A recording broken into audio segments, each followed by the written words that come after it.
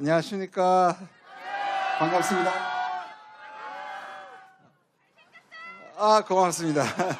제가 심은 사람이 아닙니다. 고맙습니다. 추운데 고생이 많으십니다. 그리고 늘 빚을 지는 마음입니다. 제가 한 1년 전쯤에 시청에서 토요일 날 강연을 했습니다. 15분짜리를 했는데요. 그때 뒤에 엄청나게 이렇게 윤석열을 탄핵하라. 그때는 탄핵 소리가 함부로 안 나올 때였습니다. 그래서 사람들이 제 강연보다 그 탄핵 앞에서 그렇게 강연하는 게 맞느냐, 위험하지 않느냐 얘기를 했던 것을 기억하는데, 역시 촛불 행동이 지금까지 얼마나 끈기 있게 해주셨는지 너무 감동적이고요. 여러분들 참여해 주셔서 감사합니다. 네, 고맙습니다. 제가 사실은 25년 동안 교수를 했거든요.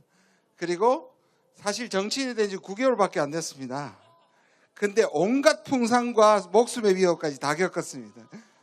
그런데 12월 3일과 그때 마음이 급했지만 마지막에 계엄을 중지시키는 표가 가결됐을 때 엄청 울컥해서 내가 이날을 위해서 잘 왔다, 국회에 잘 왔다 생각했고요. 그리고 12월 14일 탄핵이, 그래서 저쪽을 자극하지 말라고 이쪽에 민주당하고 조국혁신당이 가결돼도 조용히 있자. 근데 전 조용히 못 있겠더라고요. 하고 제가 했었습니다. 그때도 정말 잘 왔다고 생각합니다. 근데 오늘은 제가 지지난주 토요일에 연설을 했는데요. 오늘 강의를 부탁받았습니다. 제가 그때는 15분을 했는데 오늘 30분을 주셨어요. 아닌데 재밌어야 될 텐데요. 날씨가 추우면 20분으로 줄인다더니 날씨가 그래도 괜찮은 모양이에요. 제가 원래 국제정치학자입니다. 그래서 진짜로 중요해요. 우리나라를 극복하는 것도 중요한데, 트럼프 보셨죠? 영주권을 판대요. 500만 불에. 세상이 막 바뀌고 있어요. 저는 분석적인 학자로서는 러시아가 처음부터 유리하다고 얘기하다가 2차 가해자로 오해받았어요. 팩트는 러시아가 계속 유리해왔어요. 근데 우리나라나 서방의 언론들이 우크라이나가 자꾸 이겼다는 가짜뉴스를 사실상 퍼뜨리는 거에서 얘기를 했지만, 지금 돌아보면 너무 안타까워요. 여러분, 얼마 전에 2월 24일이 러우 전쟁 3년 되는 날입니다. 여러분 뉴스에서 보셨을 텐데 기가 막힌 일이 나왔습니다. 사실 유엔은 요새 힘을 발휘하지는 못하긴 한데, 안보리에서 미국이 뭘 제안했느냐, 러시아가 우크라이나를 침공했단 말을 빼버렸습니다. 그럼 어떻게 되는지 아세요? 더 이상 침략국과 피해국이 없어지는 겁니다. 지금까지 바이든과 유럽이 이 전쟁을 놓고 뭐라 그랬느냐 하면, 러시아가 국제법적으로 불법을 했다고 그랬습니다. 근데 이제 그걸 빼버리면 어떻게 되느냐? 쌍방과실입니다. 너무 잔인하죠? 국제정치는 결코 정의로운 적이 단 한 번도 없었습니다. 우리가 그걸 알아야 됩니다. 우리가 아무리 의를 주장하고 러시아가 나쁘고 우크라이나가 불쌍하다고 해도 그것을 우리가 그렇게 얘기할 수 있는 것과 그걸 막을 수 있는 것은 다른 겁니다. 우리에게도 그런 날이 다가올 수 있습니다. 그래서 제가 나중에 얘기했지만, 우리가 가지고 있는 자주의 힘이 없거는 저는 여기서 군비 강화를 얘기하거나 윤석열처럼 힘에 의한 평화를 얘기하는 게 아닙니다. 국민들이 자주적 영향을 가지지 않고 전적으로의 외세에 의지하게 되면 그것은 오히려 지금의 우크라이나처럼, 저는 그래서 우크라이나 사람들에 대한 공감을 하지만 우리 이거는 분명히 기억하고 가야 된다고 생각합니다. 제가 짧은 시간 내에 지금의 세계 정세를 한번 여러분들한테 큰 틀을 설명하고 싶습니다. 첫 번째 주십시오. 지금의 시대를 설명하는 두 가지 용어가 있어요. 왼쪽에 보시면 미국과 중국이 신냉전, 미국과 중국이 패권 싸움을 하는 거예요. 이거 분명히 존재합니다. 그런데 지금 트럼프는 약간 중국 때리기는 약간 참고 있는 것 같아요. 그래서 중국을 어떻게 다룰지. 그런데 트럼프와 미국 사람들 속에서는 지난 20세기를, 특히 2차 대전 후에 세계를 완전히 지배했고, 특히 소련이 붕괴된 다음 1991년 크리스마스 때 소련이 붕괴됐거든요. 34년 전입니다. 그 이후에 미국이 무소불위의 힘을 가지고 있다가 지금 미국이 스스로 공포에 빠졌습니다. 중국이 쫓아오고 자기의 힘은 점점 약해지고, 그래서 중국을, 실제로 중국이 위험한 것보다, 요새 뭐 중국만 얘기하면 그냥 근데 실제로 중국이 위협적이죠, 미국한테는. 그런데 미국은 중국이 실제로 위협적인 것보다 훨씬 더 위험하다고 생각하고 가만히 있는 중국을 계속 때리는, 그래야 차이를 벌리거든요. 그게 하나가 있고, 오른쪽에 까만 데 보면 그게 몇 가지 현상이 있습니다. 파편화, 여러분 세계화란 말 들어보셨죠? 요새는 안 들려요. 세계화가 뭐냐? 전 세계가 협력하고 UN을 만들고 그 다음에 WTO, IMF, WHO 이런 것들이 세계화 현상입니다. 특히 유럽은 EU라는 한 나라로 갖는 거죠. 그런데 이게 지금 다 깨지고 있습니다. 여러분 EU가 흔들리고 있어요. 여러분 WTO 지금 완전히 WTO 날아가 버렸습니다. 트럼프가 하고 있는 게 뭡니까? 관세죠. 원래 WTO는 관세를 하면 됩니까? 안 됩니까? 원래 안 되는 거예요. 자, WHO가 뭡니까? 세계보건기구예요. 빼버렸습니다. 그렇죠? 트럼프가 최근에 한 건 뭡니까? UN에서도 빠지겠답니다. 그럼 이게 뭐냐? 이 전 세계를 같이 협력하는 기구들을 다 하나하나 부수고 있다. 그게 누구? 미국입니다. 트럼프입니다. 근데 원래 이걸 만들었던 게 누구? 미국입니다. 왜 그럴까요? 자기가 만들어 온 시스템이 자기한테 불리해지니까 중국한테 더 유리한 것 같으니까 없애버리는 겁니다. 지금 중국이 뭐라 그러는지 아십니까?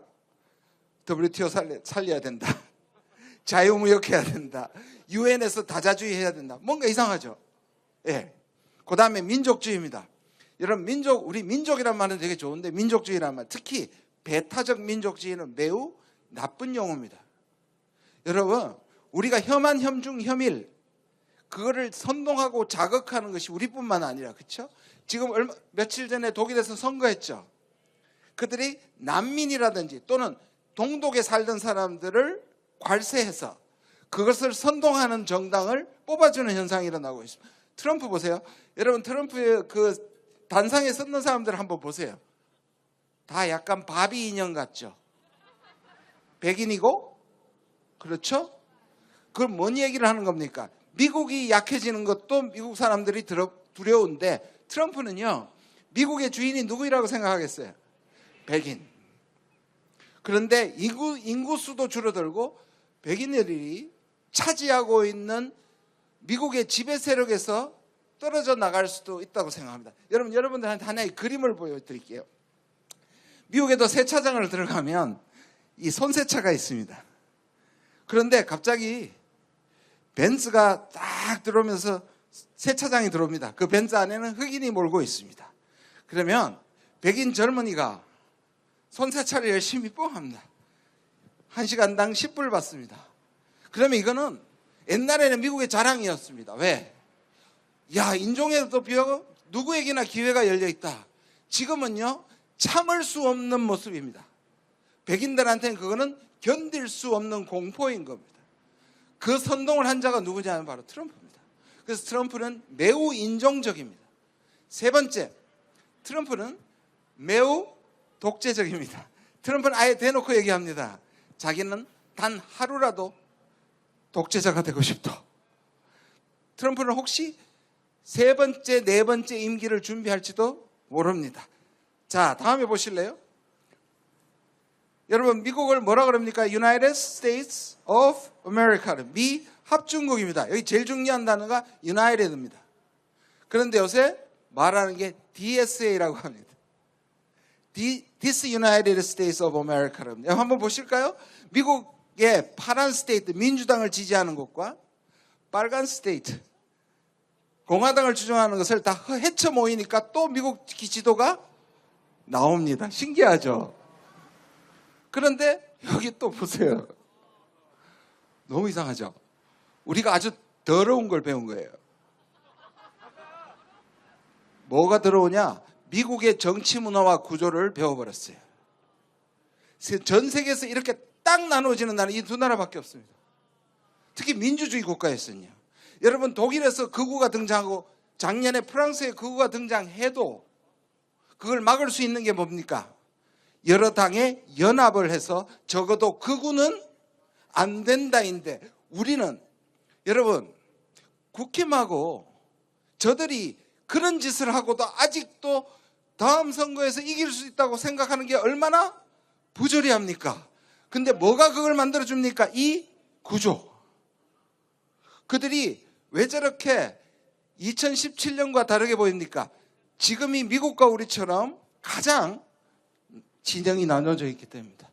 그래서 탄핵은 인용되겠지만 그리고 조기 대선에서 민주정부가 서겠지만 이 구조를 바꾸지 않으면 우리에게 희망이 없다고 생각합니다. 그래서 진짜는 민주정부를 세우고 난 뒤일 수도 있다.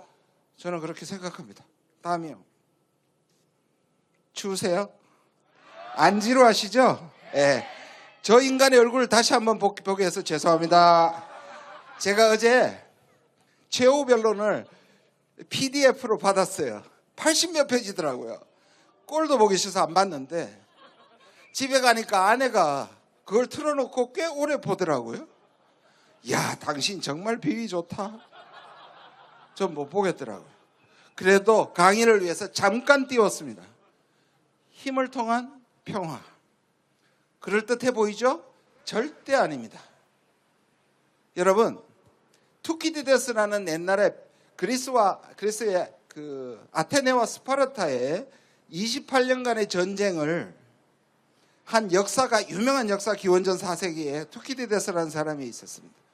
그의 책 두께가 이만해요. 마지막 결론이 뭔지 아세요? 전쟁은 사람들이 그 전쟁이 난다고 생각하기 때문에 전쟁이 난다. 신기하죠? 전 100% 동의합니다. 전쟁을 준비하면 전쟁을 하고요. 힘을 통한 평화를 하면 힘을 사용해야 됩니다. 지금 남북이 힘을 통한 평화를 하기 때문에 평화가 점점 멀어지는 것입니다. 다음 보겠습니다. 자, 조금 복잡한데 너무너무 중요해요. 우리가 지금 왜 여기서 여러분들이 토요일마다 매일 이렇게 민주정부를 갈망하느냐? 우리는 지금 갈림길에 놓여 있습니다. 자, 현 질서가 붕괴하고 있습니다. 국제적으로는 아까 말씀드린 것처럼 잘 가꾸어진 국제 시스템이 완전히 무너지고 있습니다. 자, 그러면 이게 붕괴가 되면 좋아질 수도 있죠? 나빠질 수도 있어요. 지금을 완전히 흔들어 버리는 겁니다. 이 흔드는 사람이 가장 세게 흔드는 사람이 누구냐? 트럼프입니다.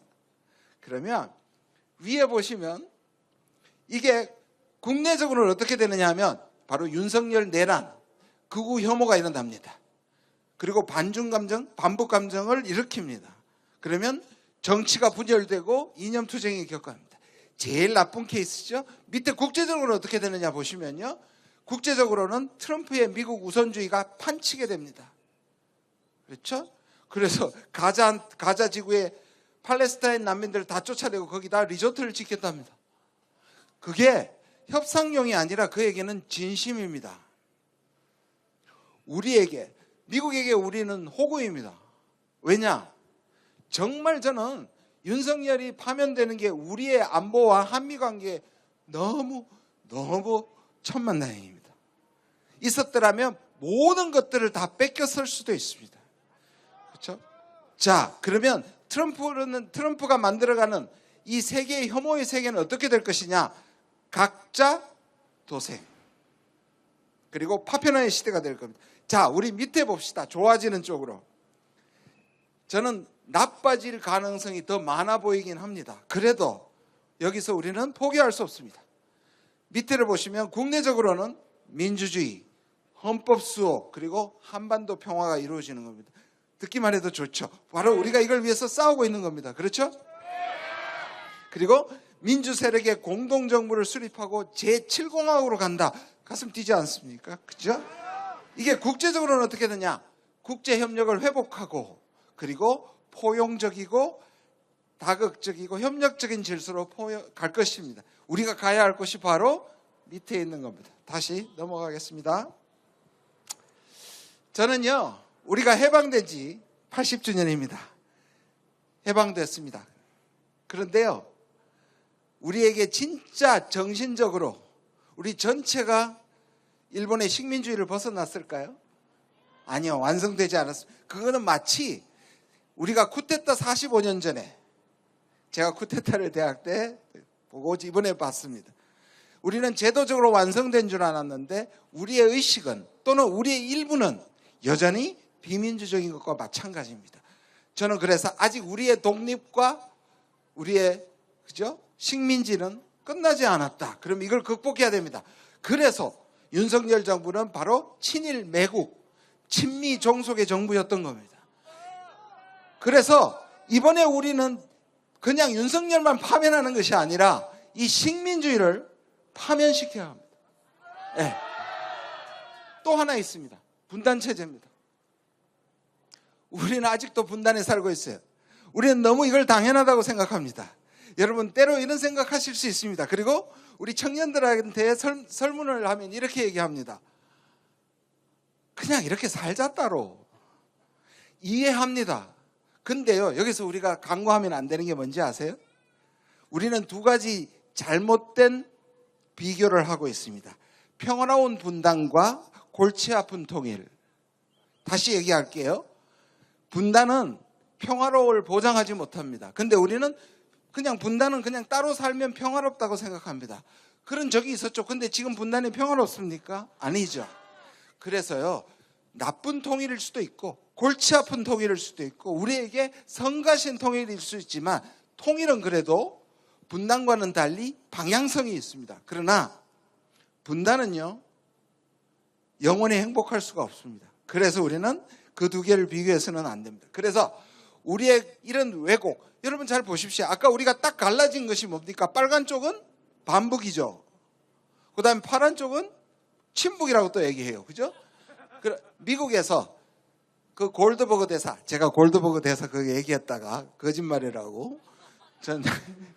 근데 보세요. 골드버그가 뭐냐면 그 마지막에 떠날 때 동아일보 기자가 물었습니다. 저 광화문에서 태극기 드는 게 좀 이상하지 않으세요? 그러니까 그 골드버그 진짜 이상해요. 그게 바로 이 분단 때문입니다.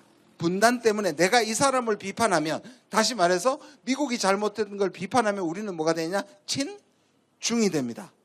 우리가 윤석열을 비판하면 뭐가 됩니까? 친북이 됩니다.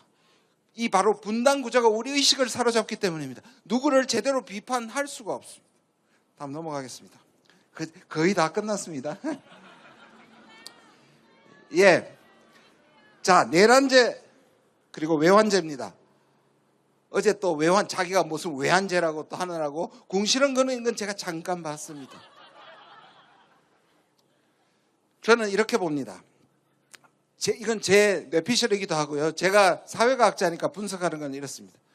내란과 외환의 여러 가지 시나리오가 치밀하게 여러 가지가 다 다양한 옵션으로 준비되어 있었다. 그것도 수개월에서 1년 전부터. 그런데 실행은 급하게 충동적으로 국회를 점령하는 선거관리사무소를 급습하는 것으로 나타났다. 이 말이 뭐냐? 다른 옵션들도 진행되고 있었다. 그게 바로 가장 큰 덩어리가 외환죄입니다. 저는 세 가지로 봅니다. 자, 무인기를 북한에 보냈습니다. 그죠? 충돌을 유도하는 겁니다. 그리고 NLL에 북한을 공격을 유도하는 거였습니다. 세 번째 또 있습니다. 제가 국회에서 계속 지적했던 거. 우크라이나에 살상 무기를 제공하고 파병하는 겁니다. 그래서 먼 나라에서 남북이 전쟁을 하는 겁니다. 기가 막히는 일입니다. 근데 이 세 가지는 파면을 시켜야, 지금 우리가 그냥 봐주고 있는 겁니다. 빨리 파면시켜서 정부를 바꿔서 외환죄도 반드시 물어야 됩니다. 너무 중요합니다. 여러분 숫자 한번 보실래요? 작년 1월부터 11월 30일까지 제가 이거 치밀하게 분석했습니다. 마치 나토에 가는 것처럼 거짓말했는데요. 국방부의 군인들이 무려 122번 우크라이나에 들어갔습니다. 진행되고 있었고요. 김태호는 HID, 여러분 너무 많이 들으셨죠? 방문했습니다. 저는 김태호가 내란 그 일화에 늦게 기자들과 회식을 가졌습니다. 그런 약간 알리바이를 만드는 듯한 느낌이 있습니다. 그래서 이것이 끝난 후 반드시 외환죄를 물어야 됩니다. 다음요. 예, 이게 진짜입니다. 얼마나 감동적인지 모릅니다. 여러분, 제가 12월 3일 날 제가 광흥창에서 살거든요. 그래서 최근에 제 나무 위키를 저도 오늘 아침에 봤는데, 김준영 의원은 광흥창에 사는데 가끔 대중교통에서 목격된다, 이렇게. 그런 걸 봤어요. 제가 아침에 제가 봤습니다. 그래서 광흥창에서 서강대교만 넘으면 국회입니다. 제가 제일 먼저 갔습니다. 그래서 30분 동안 싸웠고요. 근데 제가 그날 국제회의를 하고 있었습니다. 중국에서 온 손님들, 일본에서 온 학자들, 미국에서 온 학자들이 하루를 하고 그날 없었어요. 그런데 제가 그 사람들 어떻게 될지도 모르니까 연락을 해서 글래드 호텔 바로 국회 앞에 데서 나오지 말라고 했는데 이 사람들이 다 기어 나왔어요. 왜 그러냐 하니까 자기들이 너무너무 평화로운 시위를 보면서 감명을 받아서 아침에 했던 회의보다 이 역사적 현장을 보는 게 너무 감동적이라고 얘기했습니다. 그리고 하나 더, 제가 12월 3일부터 14일까지 외신들 현장 인터뷰를 다 했습니다. 물론 영어로 했습니다. 예, 근데 제가 한 가지 에피소드를 얘기하면 전부 감동했어요. 그게 뭐냐? 제가 진짜 그날 30분 실랑이 하다가 들어갔는데 제 차가 거기 있을 거 아닙니까? 그 차가 시위대와 경찰 사이에 새벽까지 있었어요. 아침에 가면서 차 완전히 망가졌겠구나. 갔는데요, 스크래치 하나도 안 났습니다. 이 얘기를 외신에서 하면요, 못 믿을 정도로 감동합니다. 이게 바로 우리의 힘입니다. 다음 넘어가겠습니다. 이제 2개 남았습니다. 자꾸 신경 쓰입니다. 죄송합니다. 자, 저는 옛날에 국가론을 공부를 한 적이 있습니다. 보시면요, 우리는 국가와 시장은 약간 상대적인 힘을 갖고 있어요. 시장에는 시민도 포함되어 있습니다.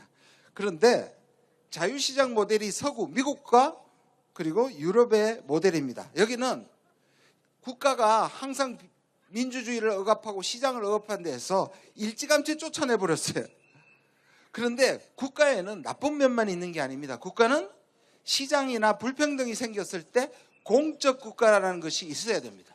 그러니까 시장이 잘못할 때 국가가 있어야 되는데 미국이나 서구가 없어져 버렸어요. 여러분, 팬데믹 때 미국과 유럽을 보면 쟤들 선진국 맞아? 그랬죠. 그게 바로 공적 국가가 없어졌기 때문입니다. 그럼 저 반대쪽에 권위주의 국가, 여기는 국가가 너무 강하고 시민이나 시장이 너무 죽어버렸어요. 근데 있잖아요, 우리는 중간에 있죠. 우리는 한번 따져봅시다. 우리나라 국가가 매우 강하고 매우 악한 적이 많았습니다. 그렇죠? 그렇죠? 여러분, 우리는 식민지를 극복 안 하고 아까 말한 것처럼 기득권이 바뀐 적이 없고 친일파가 바뀐 적이 없고 전쟁을 하니까 군인이 강했고 그 다음에 우리가 비민주니까 경찰이 강했고 지금은 뭐예요? 검찰까지 강해요. 그게 다 우리 6.25 전통이라서 굉장히 집단주의적입니다. 그러면 뭐예요? 국가가 어마어마한 국가 중에 하나예요. 그런데 있잖아요, 우리는 또 시민도 강해요. 이게 멋진 겁니다. 왜냐하면 국가가 선을 넘을 때 동학에서부터 남태령까지 우리는 그 국가에게 매를 들 수 있는 우리가 있다라고 생각합니다. 마지막 슬라이드입니다. 자, 그래서 오늘의 주제입니다.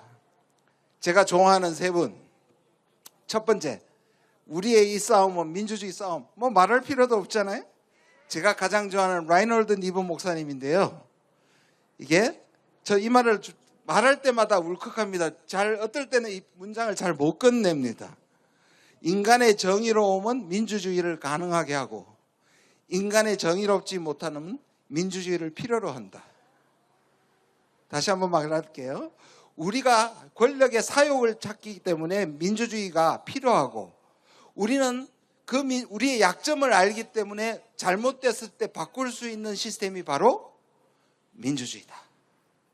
두 번째요, 민주주의는 곧 평화입니다. 이게 칸트가 처음 얘기했습니다. 근데 상식적입니다. 뭐냐? 민주주의가 왜 평화냐? 독재자는 자기 욕심을 위해서 전쟁을 벌릴 수 있습니다. 근데 민주주의는 뭐예요? 주권자의 과반수 이상이 찬성해야 되죠.